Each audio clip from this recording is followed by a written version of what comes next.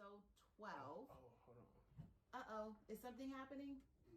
Something's happening. I don't know how y'all use. I don't know. Let me see what it look like when you do that. When you get rid of that.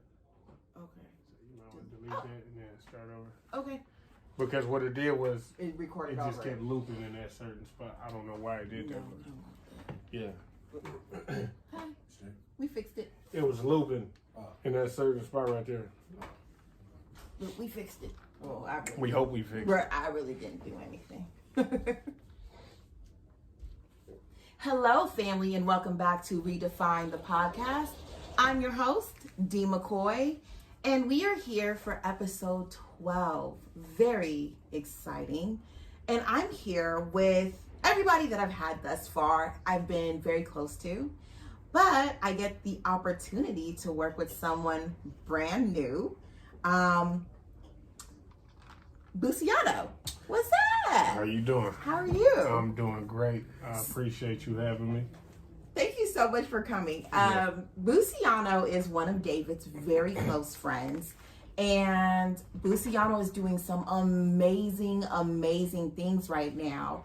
And I was excited to have him come, but I was very scared to reach out because I'm like, he's gonna say no. Like, I'm too busy for this. I'm Hollywood, and he. I don't think she knew how easy it was to make this happen. Actually. Oh my gosh! And it was so easy. He said yes.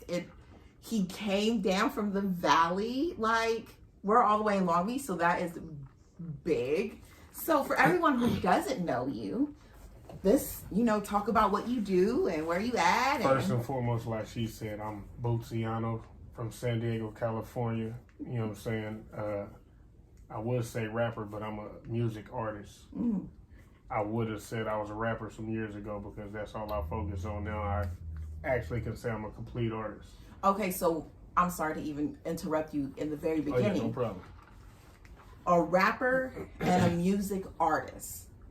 What's the difference? Because to me, what's the difference? A rapper, all they do is rap. Okay. Artist, when you're a complete artist, you do a little bit of everything. So you write? Write. Wow. Engineer myself. Write for other people. Ooh, who you wrote for? Have you wrote for anybody like? Yeah. Are you not supposed to tell? Are you? I got something coming up. I don't want to say it. Okay. Just yet. Okay. But just know it's somebody very big. That's exciting. Yeah. When you get those opportunities, and you said you're from San Diego. San Diego. Oh my gosh, I have so many questions already. Okay, so wait, let me slow down. Go ahead. Keep talking about who you are, and I'm gonna just keep my questions. I'm gonna remember that. So like I said, I'm from San Diego, East San Diego to be exact. I've been doing music for many moons. I actually was inspired to do music early, I think from the age of like 3. And I really chimed in on it. The first music song I ever tried to attempt to rap to was I Got 5 on It by Yuck Mouth. Oh. And the funny thing about that is Yuck Mouth is actually one of my homeboys now. Really? Yeah. Wow. So that's the first beat instrumental I ever attempted to rap to. And how, you said you were 5? No, I did this at like 10. At 10? 10. Okay, so here's the thing. Here's my question. How did you know, people know that you have a calling on your life, right? Like, Right. You're supposed to do certain things. Was music always just in you, or was it just something you were good at? Was it? No, it definitely wasn't something I was always good at, for sure. Really? No. I think there was a lot of people that I looked up to musically that was from San Diego, and they would actually take the time to really sit there and like freestyle, and you know what I mean. And I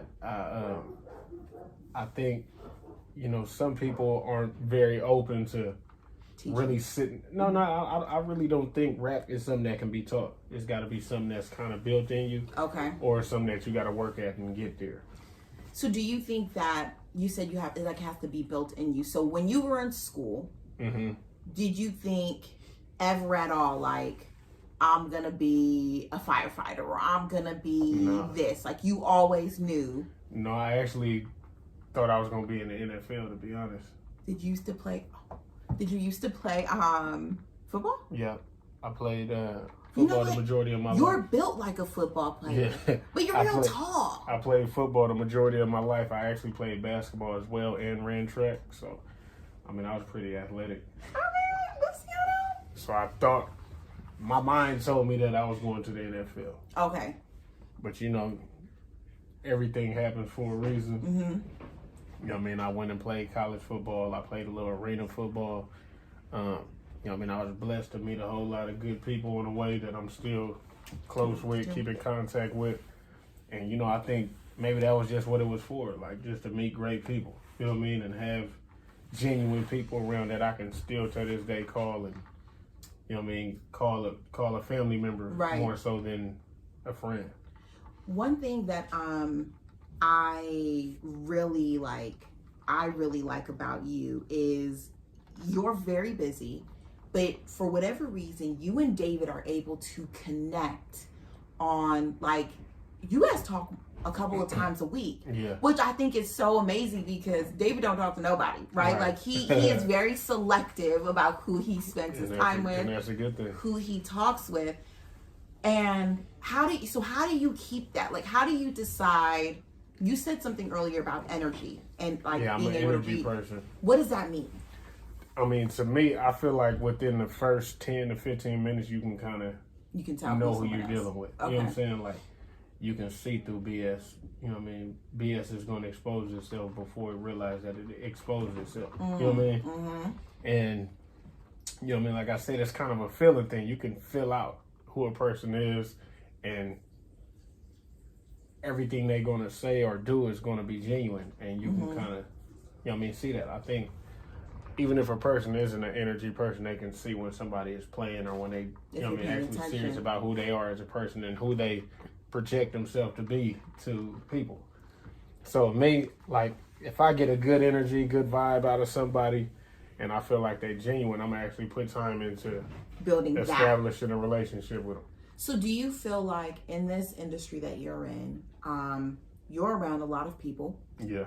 You have to. I'm still social distancing though. Right. Well, yes. Yeah. He's like, I don't want COVID. Yeah. I don't want that. No, can't be COVID. No, you don't want that. But how do you? I lost my train of thought. So you're around these people, and you have to read these energies, and you have to, because you're working. How do you decide how am I going to deal with people? Because I'm like, okay, so for instance, for me, I'm a people a people person. Right. I like to be around people. Right. I like to talk. Right. But one thing that I have noticed, and I don't know if it's age or I'm not as in tune to my intuition. Right. It takes me a lesson before I can see like, oh, this person is not good for me, or this is not a good friend. I'm not good at being able to, maybe I just take you for what you are. Right. If you appear to be this way when I meet you, right, I just think that's who you are until I'm shown otherwise. How do you get into your position, your job, your career choice, and have to deal with so many people? And how are you able to say like, oh, I can't really do that, I can't really deal with this person, and still be like professional? I think it's more of a trial and error thing. You know what I'm saying? After you've dealt with so many different people, you can kind of see where a person's mind is. And a lot of people may not notice, I'm actually certified in dialectic behavioral therapy. Oh. Which is cognitive restructuring. Whoa. Yeah. I didn't expect that. So what does that what does that exactly mean? Because that means you work with people with disabilities or people with developmental disabilities. Oh, yeah. Really? Yeah, that's what I've done in the past. Wow. And I've always wanted to be a person that was going to give back to kids. Because I come from an inner city area. Okay. And I basically grew up in a place where people was almost walking around like zombies. In San Diego? Yeah. That's a common misconception, the misconception that people have about San Diego, because I think San Diego do a good job media-wise of hiding a lot of the negative parts. You know what I'm saying? I love my city, to the death of me. But like, if you go in the right space, it's no different than Compton, Watts, Inglewood. Really? Yeah. I've heard Nick Cannon say that, and I'm like, Nick Cannon, you a damn lie. All y'all got is Caucasian people and water, like, and gas lamp. That's it. I mean, but because that's all that the world is exposed to. Right. That's you all think that the they gas see. lamp, SeaWorld, Yep. The zoo, Seaport Village.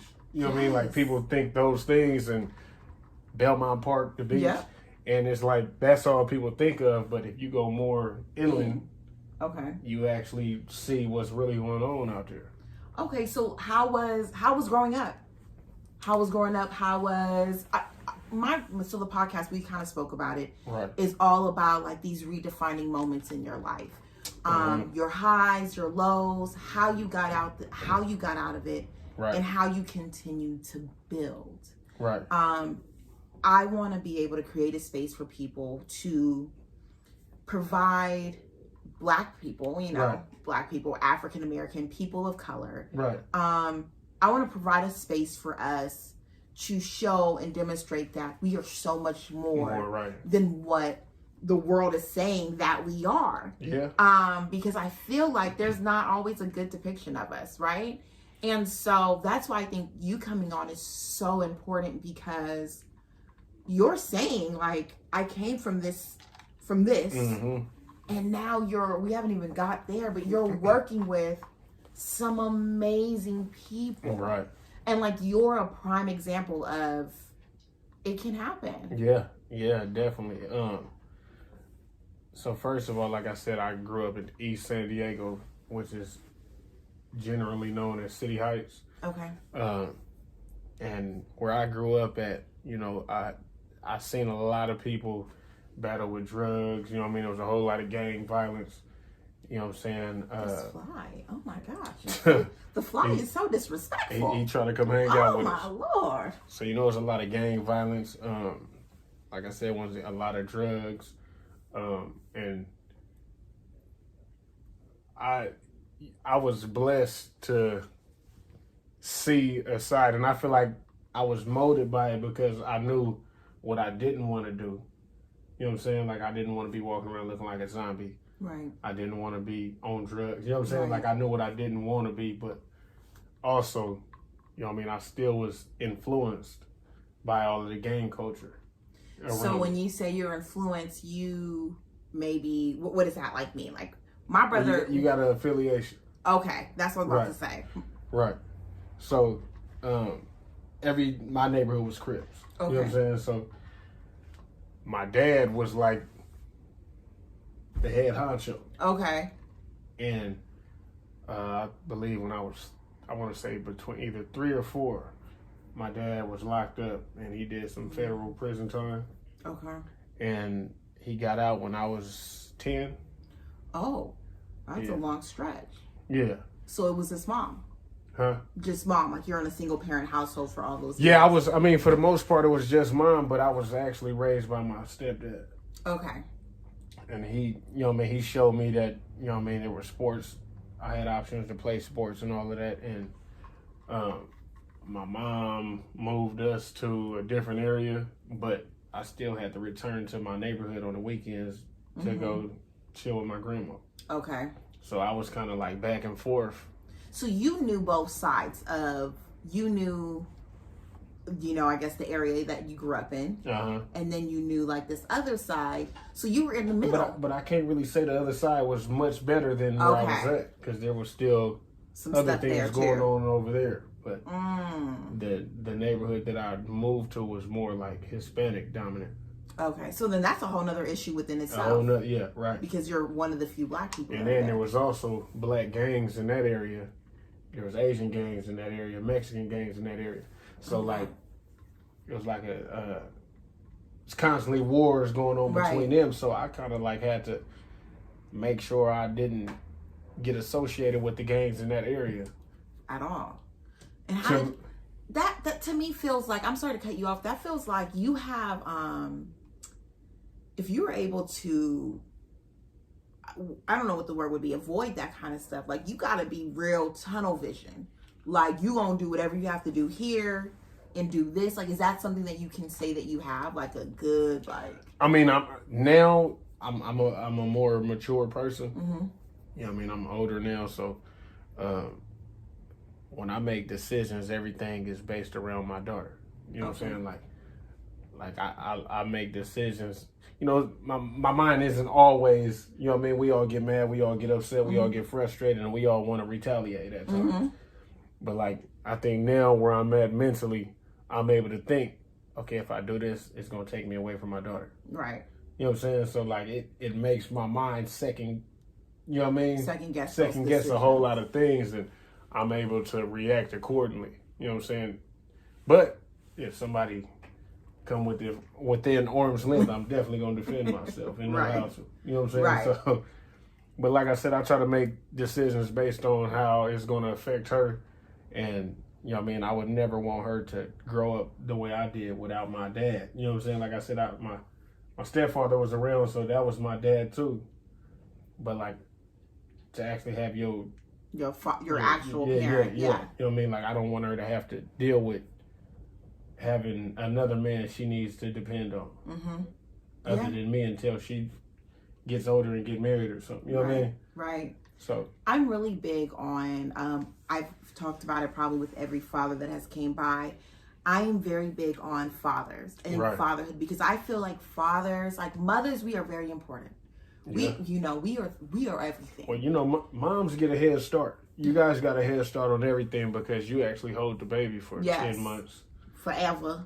I always tell Danny Marie, I'm like, listen, I'm the boss because I held you longer. Right. And David's like, nah. Mm-hmm. I did that. So, you know, you guys kind of get a head start. Right. And, you know, the baby is used to your heartbeat. You know what I mean? They're used to a whole lot of things before we even get introduced to them. Yeah. They may hear our voice. But as a soother. But I feel like fathers are so important because you guys are like... It's that sense of security. Like, you're the first man that loves us. You're the first man that, you know, like, I don't give a shit what happens. I know that. Right. If Danny Marie needs something from David, even if it's his life, it's not a second guess. It's not like, let me think. You know, I think it's different for boys and girls, because for girls, it's like you said, it's that security that, like me, I know I'm like way softer when it comes to my daughter. If I was to have a boy, I know it'd be a different approach, because he needs to learn how to be a man. He needs to know how to stand on his own too, like a man, because there's a lot of quote unquote grown men that don't know how to do that. Yes. They may display that they know how to, but when it all boils down, you realize that, you know, I mean, a lot of people tuck their tail up their ass, and you know. Right. I know. I get it. Yeah, you good. I get it. Okay, so let's keep going. So let's see. Redefining moment. You're growing as an artist. You're growing as a father. Yeah. In this journey of all of this, what has been something that has been that has stood out, where it's just compelling? You know what I'm saying? Like, if you knew somebody, I don't know. I don't even want to limit you. I don't even want to limit you to what you're willing to share, or, you know. Yeah. I think one of the biggest moments for me was just blurring out anything negative. And when I say anything negative, I mean like anything that was going to unmotivate me to do what I felt like I was here to, you know what I mean? Like, once I realized football wasn't going to be it, I put all my marbles in doing music. Okay. And so once I knew that music is something that I wanted to do, I kind of took that same grind I had and mindset for football and put it into the music, because it's less, it's less harmful on your body to do music than it is to be doing, to play football. So I just kind of tried to convert that same grind and same energy into doing music. And hence, a lot of my music, if you look at the titles, it's kind of has the same concept as football. Really? Is that on purpose, or do you think your mind is just that's how it flows? That's kind of how it flows. And like now, I wouldn't necessarily. I mean, I can say it's done purposely because like that's football is always going to be a part of me. I actually coach high school football still. Oh, really? And we just won a championship last year. Yay! But I think football will always be something that because it was a big part of my life, and I think it saved my life. You know what I mean? It got me through college. You know what I mean? And wait, you went to college too? Yeah. Wow. Yeah, graduated, got a bachelor's, all that. Not that listen, like, because that sounds so terrible. Not that I didn't think you went to college. Right. Or that you wouldn't have went to college, but I didn't realize. Where did you go? Southeast Missouri State. Oh. So out of high school, I went to Coffeyville Community College in Kansas. After that, I came back home and went to San Diego Mesa College, and then I went to Southeast Missouri State, and that's where I played football at. Oh my goodness. I didn't realize that. Mm-hmm. That's awesome. Yeah. Oh wow. I didn't know that. I feel like an asshole because right. No, it's all good. It's all good. I didn't know that. It's all good. So you talked about letting things not being negative. And so that means that you're always self-motivating, you're speaking. You know, I try to motivate myself, I try to motivate others.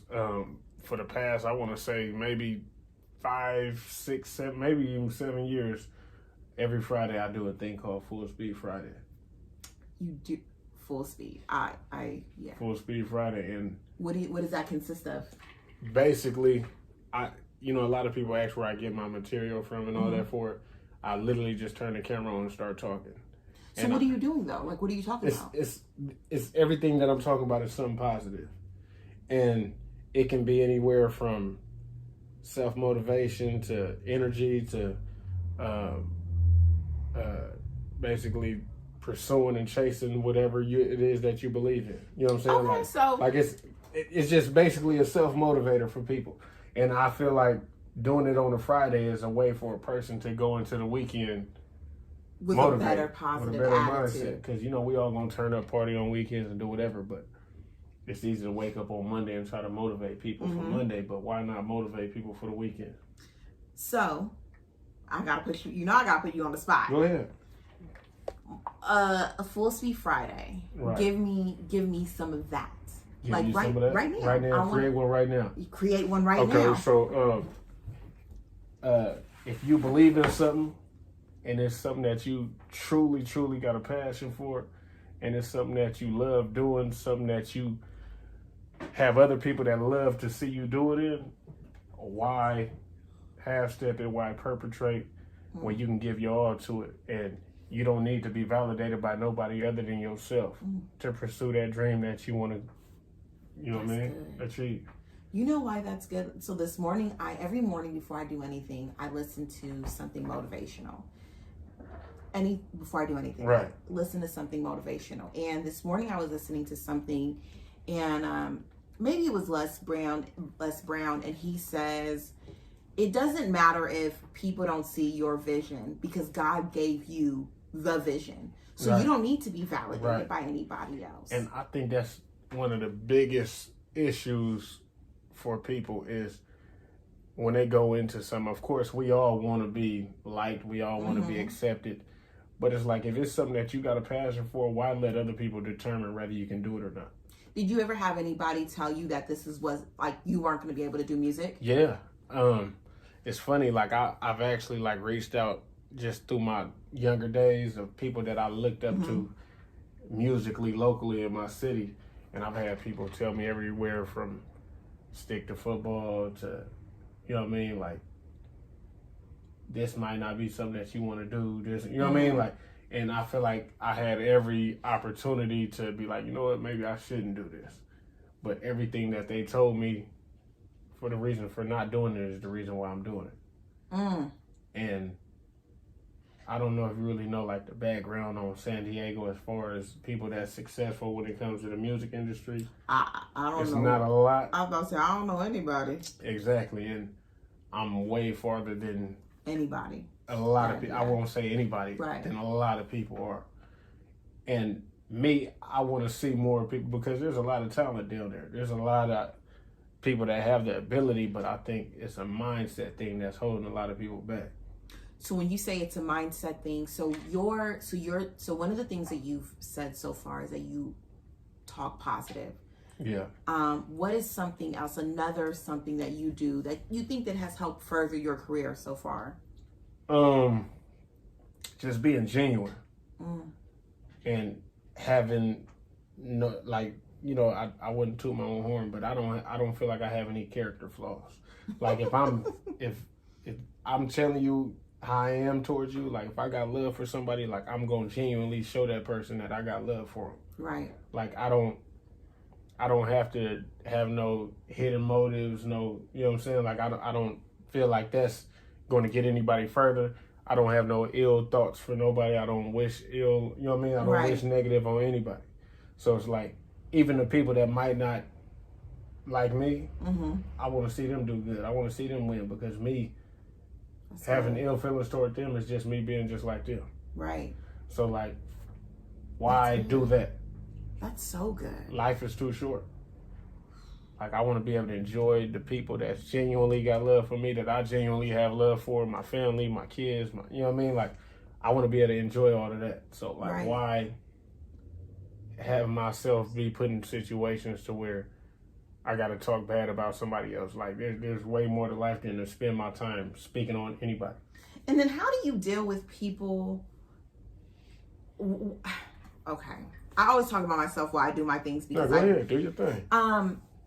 How do you deal with people? I just started doing this. I've only been doing my podcast for the last. You're doing a great job, by the way. Thank you. I don't feel like this is something I can tell this is something that you're built for. This is you know what? Your energy for it is. It's real. Yeah, it's real. It's genuine. It's real.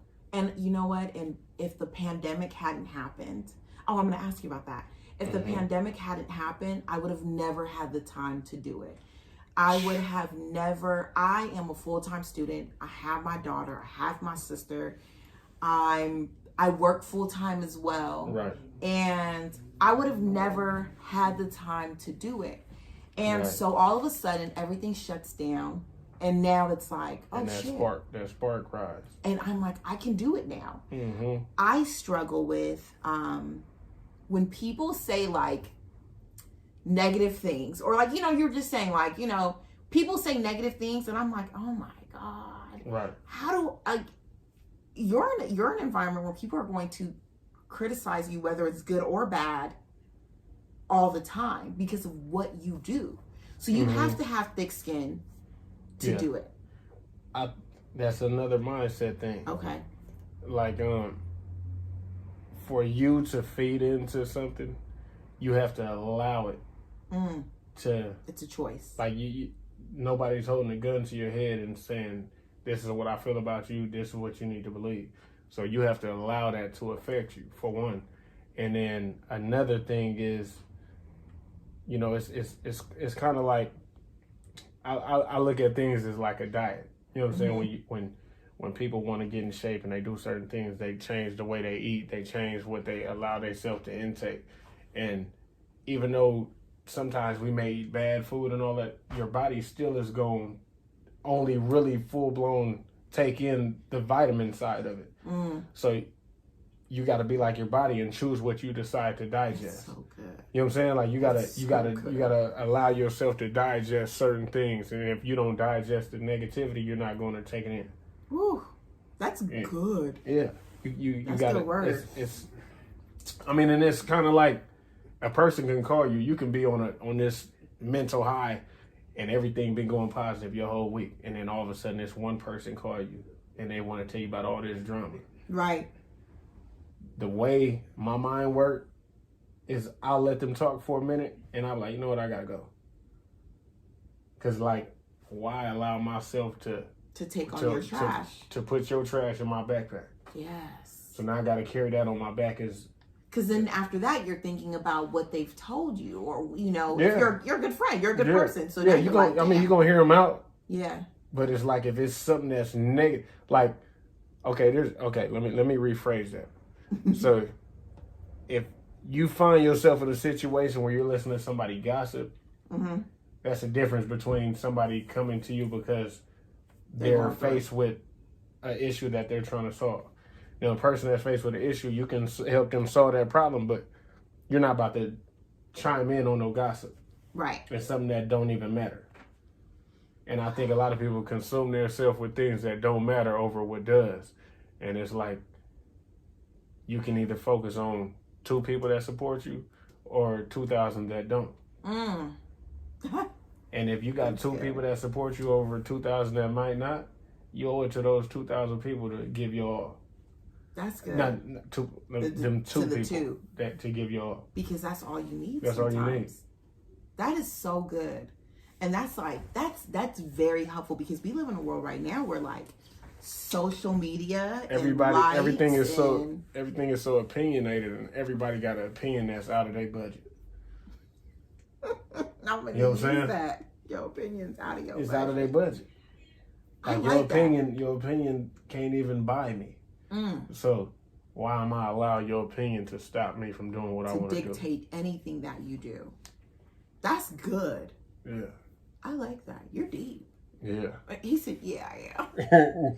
So I was going to ask you about the pandemic. I have been talking to people recently, a new conversation, about how awesome the pandemic has been. Yeah. You know, has it been good to you? Has the pandemic has been great to me. No. Let me take it back. I had an uncle that passed away from COVID. Okay. I had a homeboy that passed away from COVID. Rest in peace to both of them. I know a couple people that actually dealt with COVID and now they're better. So I try to sensitively say this, but honestly, this time has been a blessing for me. I ain't gonna lie, like I dealt with some anxiety and all that during these times just because, you know, if you even be around, like going to a grocery store. Yeah. You go into a grocery store and all of a sudden you go home and like... And you sneeze, you're scared. Not necessarily even sneeze, but like I had never dealt with anxiety before. So when I had an anxiety issue going on one day, I'm like, I can't breathe. My mind is like, it gotta be COVID. You know what I'm saying? Right. So, you know, like dealing with that and trying to train your mind to think otherwise and realize like, you know what I mean, I'm good. Like I even went as far as going to ER. Like, you were worried. Right. Yeah, you know what I mean? Something ain't right, and then that, they were like, you have anxiety. You don't have COVID, you have anxiety. You know what I think is so good about that statement you just made? I feel like one thing is, I'm going to say how I feel. I don't feel like black men speak about mental health things.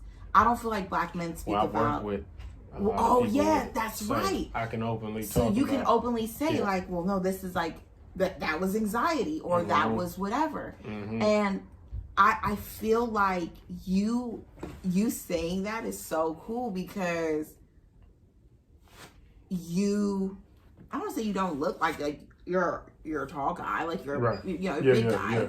And you're not you didn't feel any kind of way about saying it, just came out. And I feel like that's so amazing. A lot of people try to create a false image at times, and I don't have to do that. Because you know who you are. I know who I am, and I'm going to give people me on and off camera, and off being recorded. Like, you're going to get me genuinely. Either you're going to love it or you're going to hate it. You literally are the same. Like, you are literally all the same. Exactly. I think of years ago, we went to San Diego for you and David's birthday. And I can only, we were at a big house. I feel like we were at a big house. We were there for your birthday, you guys' birthday. And you guys went to the studio before we all hung out. And one thing that I remember is this. Like, I remember you being very kind. I remember you like, hey, you guys are good, like checking on us. Like, I remember that. And I think that speaks volumes because that was years ago. Yeah. Like, that speaks about your character as a person. It's not fake. Yeah, no, I always believe that character goes a long way. You know what I mean? Like, a people is going to appreciate somebody genuine other than somebody that's creating this false image of themselves, because anything false you create is going to be exposed at some point. You can't. Man, that 90 day thing, like I always Sometimes it don't even take 90 days. Have you ever ignored it? Ignored what? Have you ever, so I think that I sometimes knew, maybe in dating, maybe even meeting people, I knew like, I saw that character flaw and I ignored it. And then when it surfaced back around, I'm like, fuck, I knew it was. One of my biggest issues I ever had in life was seeing the good in people. Like, I can see better in a person than they can see in themselves because I've seen the good side of them. Okay. So when you know a good side exists, whether you kind of got to go through the ringer to figure get it out of them, because I think some people's time in your life is seasonal. Talk about that. What do you mean by seasonal? Well, everybody is placed in your life at a certain time for a reason. Some stay, some go. So the seasonal people, they gonna be there to either, you might have somebody that might momentarily uplift what you're doing, and then for some odd reason they may just fade away and disappear, and then it's like you guys lose contact or whatever happened, and then you got them people that show you exactly what type of person you want no parts of. Yeah. And those are the seasonal people. The people that's gonna stick is the people that you don't even got to hear from them for months, maybe even years at a time. But when you do connect back with them, it's like y'all never even missed a beat. I like that. I'm very big on.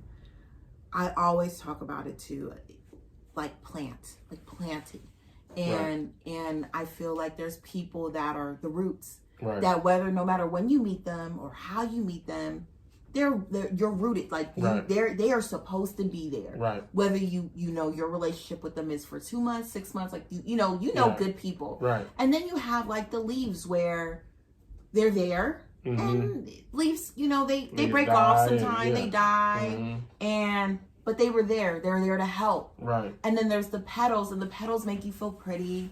And you like to smell them, and they look good. But those die too. But those die and those fall off. And I always think of people like that. I've really started to learn that over the last couple of years because I hold on to things. I hold on to things when oh my goodness, if you are here, I want you here. Like I have a very hard problem releasing people. Right. But over the last couple of years, I've been doing so much better because I think, no, everybody is not a root. And everybody doesn't have to be here. And I've held on to people where it was like, like it was bad. Like, I'm like, oh shit, I feel that. Right. And it was because, okay, you're not listening to God saying it's time to let them go. Well, they're seasonal. Even weeds have roots. Man, that's good. And them the ones we try to pull and get rid of. Right. You know what I'm saying? So it's good. Not all roots is good. That's right. So you got to know.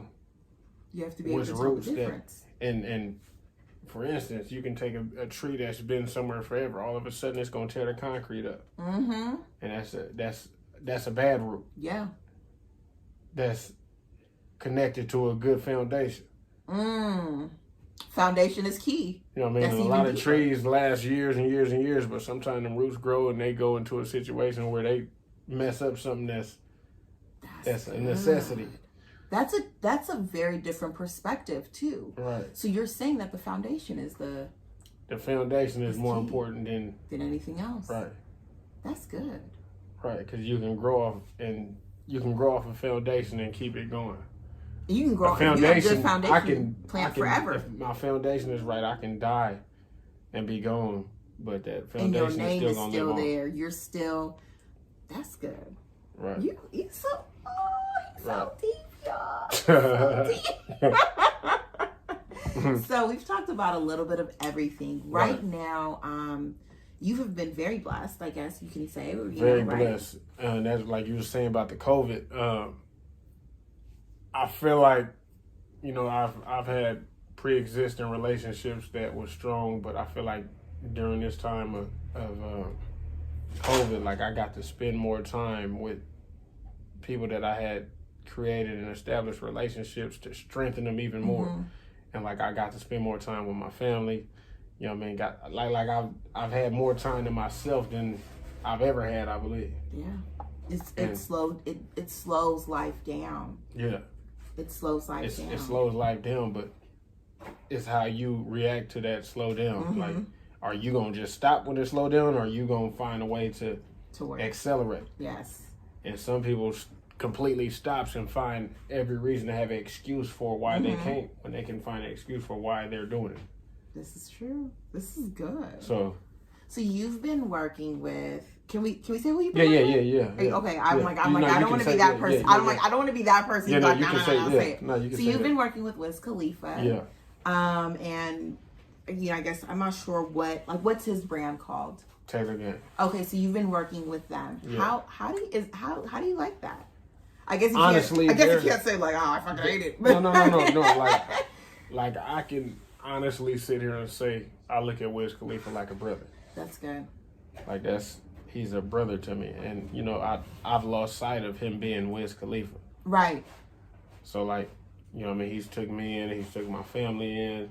Him and my little brother didn't establish their own relationship with each other, so it's like I know my daughters, my family, nobody has to be with me for him to make sure they're straight. To look out for them. Right.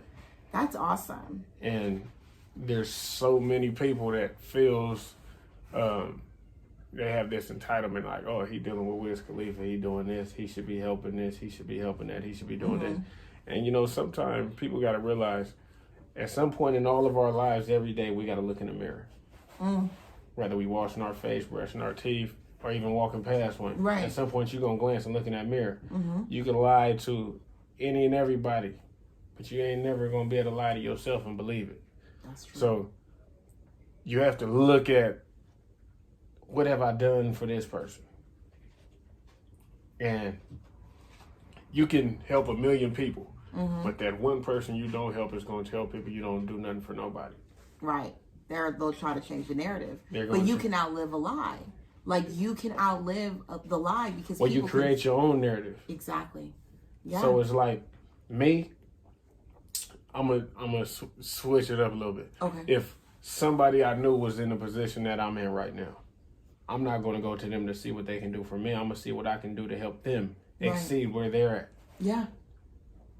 Genuinely. Yeah. You know what I'm saying? Like, and not expecting anything in return. No, not accepting any return, because I genuinely want to see people win. Yeah. You know what's interesting about that statement is that when David talks about you, he be like so hype. Right. Like I'm like, David, it's a genuine thing. It's genuine. Yeah. And I'm like, David, you heard that song. And he's like, yeah, but like, look at this. Like, he's genuinely happy for you. Right. And he's not like, yeah, I'm gonna hit up Boostyano, see like, if he can get me. It's like literally like none of that. And the funny thing about what you just said, all of the people that I deal with, they're genuinely happy. Yes. The people that, even if I had the option or opportunity to be like, okay, I'm going to bring these people with me, a lot of the people that feel entitled wouldn't even be on that list of invites anyway. It's almost like when people get married. Yeah, you don't invite everybody, They have their invite list. Not everybody's going to make it. That's right. And the people that have the most feelings about it would have never even been on there, even if you had to cancel some people out. You know what I'm saying? That's right. So, people got to realize where they stand at, like, honestly stand at with you. Do you have to have those type of conversations, though? Me, I've addressed a lot of things with people to where, because, like me, last thing I want people to do is try to defamate my character and like, put bad on my name. And that's not who I am. Like, if I'm able to help somebody, I'm going to help them as much as I can. And where I'm at right now, I feel like the only help I can really provide people is to do music with them. Give them the game, give them the business side of things, tell them what they need to do, teach them about establishing genuine relationships with people, strengthening those relationships and keeping them. Yeah. And I feel like that's a life lesson. No, that's for sure. something that's beyond career. That's something you can apply in everyday life. Because, people get caught up in wanting to look a certain way instead of be a certain way. Right. Like looking and being is two completely different things. Yeah.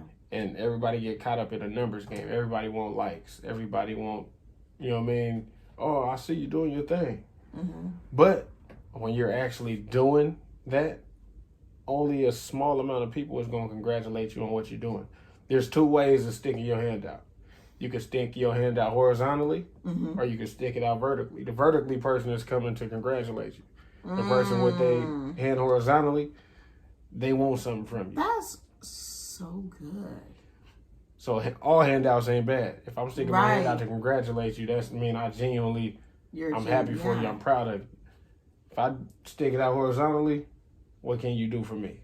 That's crazy. I've never heard that analogy. That's a good one. Did you just make that up right now? Not right now, but that's no, but it's something real. It's something that I've spoke on before. That's that's such a good point. Yeah. Oh my goodness. Damn, that kind of got me stuck because I've never thought about it in that way. It's perfect analogy, and it literally demonstrates 100%. Right. That's so crazy. So like one of the biggest things I've been doing now is like my little brother, he's very talented.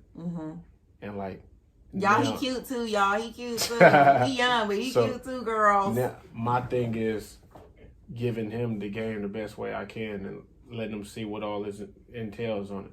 When did you start music? When did you I don't want to say. When did I decide that this is what I'm going to do? Yeah. I want to say back in like 2007. Okay. Is when I was like, you know what? How old were you? You about to make me do some math, huh? Well, how old are you now? 34. Oh, you was young still then. Yeah. Okay, because I'm saying, like, I only say that because you're 34, he's 22 right now. The things, like, you're basically giving him things that you didn't have at 22. Right, so, I mean, he's actually in a place of blessings and a place of pressure. Yeah. And when I say blessings, it's because he's getting fast coursed. And when I say curses, it's because he's getting fast coursed. Yeah. And you guys are going to expect he got to catch on. No, not even really expecting. He just got to catch on quicker. But do you think that could be? Well, I guess it does feel like kind of like pressure, right? No. He got the mental capacity to not take it as pressure. But like I'm saying, like it will apply pressure because now you kind of got to operate differently than when somebody that's just starting out is how they're going to operate. Right. Because of the people that you're around. Right. But I feel like what's so awesome about that is that the knowledge that he is getting now at 22, imagine when he's 34. He's going to be way better than what I am. Oh my gosh. Right. That's always the goal though. Exactly. You know what I'm saying? That's always the goal. He's just going to be... Exactly. That's and I feel like anybody that has a genuine mindset and a real love for somebody, you want them to be better than you. Always, yeah. Especially when it's your little brother, you know what I mean. Like you want them to be better. Yeah, that's true. We have my little sister, and we've had her for the last 4 years. And I tell her all the time, like, I just want you to be better than me. Yeah. And I feel like I'm pretty damn great. There's a lot of people that don't. Yeah. They generate this. It's like they create this jealousy, or they create this competition within somebody, and it's like, why? Yeah. Like, why wouldn't you want them to do a person that you say you love unconditionally? Why wouldn't you want good for them? It's a good question. So that's a good question. Yeah. So when he was a kid, I always told him, anything I ever do, you're going to be with me. And the older he got, everything I did, I had him with me. And here he is. And he's going to be great. We were listening to his music. I know I told you earlier, we were listening to his music. David was playing music today, and we were listening, and we were cleaning. And all of a sudden, y'all, his brother started talking in fluent Spanish. I didn't know what the hell he was saying, but I got so excited. Right. I'm like, oh my God, he talking in Spanish. Right. It was so good. Right. I loved it. Yeah, I'm excited to hear more from him. You know, when that I forget the name of the show, but when that guy D Smoke, Yes. when he came out, everybody was like, "Oh, that's dope. He can go from English to Spanish." In the back of my mind, I'm like, my little brother doing that. He's been doing that for a while now, and didn't realize that it was a skill that he had. You know what I'm saying? Like it was just natural for him. That's crazy. Yeah, because D Smoke got a lot. I feel like that's not that he's not talented. He's very talented. But that definitely put him on a different bracket. Yes, because now he's speaking to two sides of people, and people love that. You got a broader audience. Yes, you got a broader audience. People love that. All right, well, we are almost done, but I do this, and I always say every time I do this, I'm gonna tell the people before 3 things. I want you to say 3 things that you want to leave people with when they hear your name, when they hear Boostyano. 3 ways of encouraging them, 3 ways of motivating them, 3 things that you're planting in them when they listen to this episode. What 3 things do you want them to take from this? I want to take... I know. It's so hard. Because you said 3 things. So basically, like, I want everybody to take putting your all into your dreams and what you believe in and not feeling like you need to be validated by anybody else, because you got to believe in yourself first before anybody else will. So that's 1. 2, you know what I mean? Enjoy your time with your family and don't become a slave to your own work.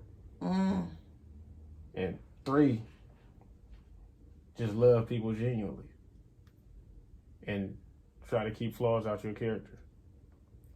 I love that you talked about genuinely so many times.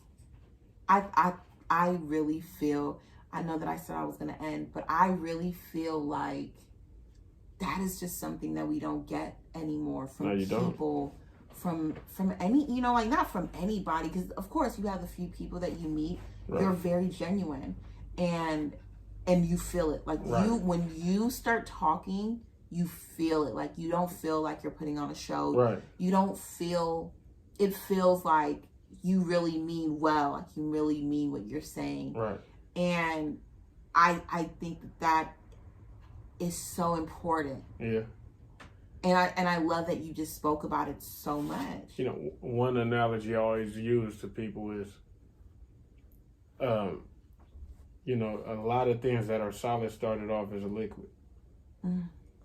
And an ice cube is considered a solid until heat hits it. And then it melts down. So a person can come at you in the form of an ice cube and you might think and they might look solid. As soon as a little heat get on them, they're going to melt down. God damn, that's good. That's good. But it don't even need to be that much heat. Now you take gold or something like that, you need lava to melt that down. That is where we're going to end. That is a thinking point. That is so good. Boostyano, I need you to know that I appreciate you coming. I so appreciate it. This is like my tester of... I actually appreciate you having me, because you know, this is a platform that you starting, and for you to believe in me enough to feel like I was important enough to actually come and share your workspace with. Thank you. Yeah, no, I appreciate it. I really thank you. That means a lot to me. No, I appreciate that. I thank you for coming. You guys, tell them where they can find you. You can find me everywhere at Boostyano, Twitter Boostyano, Facebook Boostyano, Instagram official _Boostyano. That's BOOTSYANO. And I'm on all digital streaming platforms. YouTube. He even got a YouTuber that got like 4 million views on, I heard. And then you know, Boostyano.com as well. So you better go ahead. You guys, thank you so much for tuning in. Please do not forget to like, subscribe, and follow myself. I redefine the podcast, Boostyano, at all the Boostyano places you can find him. I cannot wait to learn, grow, and read. Oh, shit. I fucked it up. I cannot wait to learn, grow, and redefine who we are together. All love, y'all. Oh, David can fix it. Boostyano, thank you so much. Oh yeah, no, for sure. No, I know you're appreciate super it. hungry. I heard your stomach growling. I appreciate it.